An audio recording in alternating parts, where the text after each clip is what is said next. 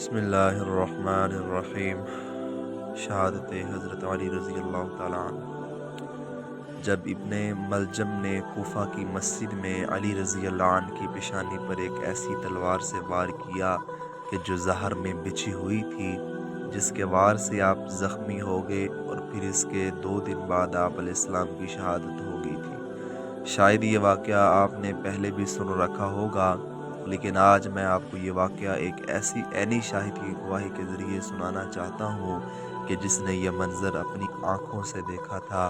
اور یہ واقعہ شروع ہوتا ہے کچھ اس طرح سے کہ محمد بن حنیفہ رحمۃ اللہ علیہ نے تلوار کی جو پہلی چمک دیکھی تھی وہ دراصل شبیب کی تلوار تھی، جو اپنے نشانے سے مس ہو کر دروازے کی چوکھٹیاں طاق پر لگ گئی تھی۔ وہ وار حضرت علی رضی اللہ عنہ کو الگ نہ سکا، لیکن ابن حنیفہ رحمہ اللہ نے جو دوسری چمک دیکھی وہ ابن ملجم کا وار تھا، جو سیدھا علی رضی اللہ عنہ کی پیشانی پر لگا تھا۔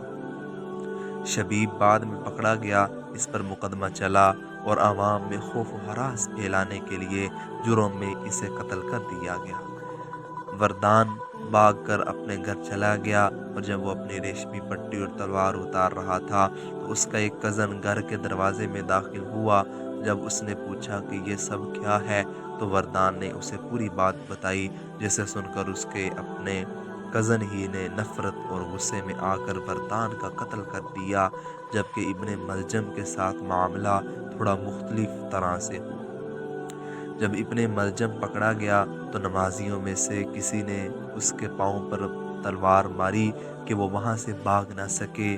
پھر جب اسے علی رضی اللہ عنہ کے سامنے لایا گیا تو آپ علیہ السلام نے اس سے پوچھا کہ اے اللہ کے دشمن، کیا تجھ پر میرے کوئی احسانات نہیں؟ تو اس نے کہا کہ ہاں ہیں۔ تو علی رضی اللہ نے پوچھا کہ پھر تو مجھے کیوں قتل کرنے چاہتا تھا؟ تو ابن ملجم نے کہا میں 40 دن تک استخارہ کرتا رہا کہ مخلوق میں سے جو بدترین خلائق ہوں وہ قتل ہو جائے۔ تو اس پر علی رضی اللہ عنہ نے فرمایا کہ وہ بدترین خلائق بھی تو ہی ہے اور وہ قتل ہونے والا بھی تو ہی ہے۔ اور اس طرح اس واقعے کے بعد حضرت علی رضی اللہ عنہ کی شہادت ہو گئی، جس کے بعد پھر ان کے بیٹے حضرت حسن رضی اللہ عنہ نے بذات خود ابن ملجم کو تلوار کے ذریعے ایکسیکیوٹ کر دیا۔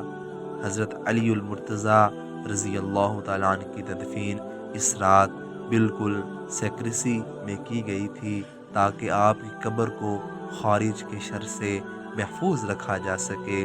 اس قبر کی شناخت آپ علیہ السلام کی شہادت کے کہیں 150 سال بعد جا کر خلیفہ ہارون رشید کے دور میں ہوئی تھی، اور یہ وہ جگہ تھی جہاں آج نجف کا شہر آباد ہے، بلکہ نجف کا شہر حضرت علی المرتضیٰ رضی اللہ عنہ کی قبر کی شناخت کے بعد ہی پھیلا تھا، کیونکہ پھر وہ شیعہ زائرین کے وزٹ کی ایک بڑی جگہ بنا۔ شروع میں وہاں آپ کی ایک سادہ قبر ہی تھی، مگر آج جو مزار وہاں موجود ہے وہ اس واقعے کے 800 سال بعد ایران کے ایک صفوی بادشاہ سام مرزا، یا پھر جسے شاہ صفی کہتے ہیں، نے بنوایا تھا۔ آپ علیہ السلام کی سیکریسی میں کی گئی تدفین کی وجہ ہی ہے کہ اختلاف آپ علیہ السلام کی قبر کے متعلق بھی ہے، جیسا کہ کچھ لوگ کہتے ہیں کہ اصل قبر دراصل افغانستان میں مزار شریف میں واقع مقام علی پر بنی ہوئی ہے، اور نقش بندی صوفیہ کی ایک بڑی تعداد آج بھی وہاں وزٹ کے لیے جاتی ہے۔ 12ویں صدی یعنی اسلام کے سنہرے دور میں شام کے ایک بہت بڑے شافی سکالر گزرے ہیں، حافظ ابن عساکر رحمۃ اللہ علیہ۔ ابن عساکر رحمۃ اللہ علیہ نے 80 جلدوں پر مبنی ایک بہت بڑی تاریخ کتاب لکھی تھی، تاریخ دمشق۔ اس کتاب میں ابن عساکر رحمۃ اللہ علیہ نے علی رضی اللہ عنہ کے متعلق ایک بڑی ہی نایاب واقعہ لکھا ہے، جو میں آپ کو ضرور سنانا چاہتا ہوں۔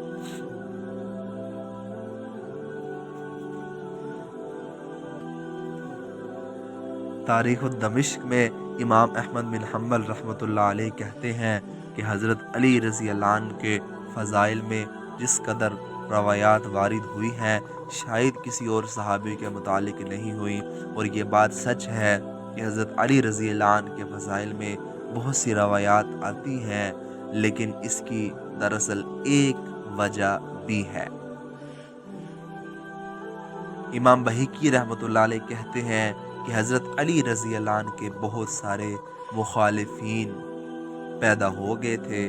आपके ख़िलाफ़ ख़ारजियों ने भी ख़ुरूज कर दिया था। तो इन हालात में इस वक़्त मौजूद सहाबा मजबूर हो गए थे कि हर उस रवायत को बयान करें जो उन्होंने आप सल्लल्लाहु अलैहि वसल्लम से सैयदना अली अल मुर्तज़ा रज़ी अल्लाह तआला अन्हु के फ़ज़ाइल, मनाक़िब और महासिन के बारे में सुन रखी थी, ताकि इन रवायात के ज़रिए वो हर उस प्रोपेगेंडा का रद्द कर सकें जो अमीरुल मोमिनीन के ख़िलाफ़ हो रहा था। और हज़रत अली अल मुर्तज़ा रज़ी अल्लाह अन्हु दर हकीकत इन फ़ज़ाइल के बाकायदा मुस्तहक़ भी थे, यानी ये कोई फ़र्ज़ी फ़ज़ाइल नहीं थे। और यहाँ भी इस वाक़े का ज़िक्र करना चाहता हूँ जो इब्न असाकिर रहमतुल्लाह अलैह ने अपनी किताब तारीख़ दमिश्क में दर्ज किया है। बकिया हिस्सा अगली वीडियो में इंशाअल्लाह होगा। आप सब हज़रात से गुज़ारिश है कि हमारे चैनल को सब्सक्राइब करें और इंशाअल्लाह ताकि बर वक्त आपके पास हमारी वीडियो पहुंच सकें। अल्लाह ताला आप सबका हामी व नासिर हो।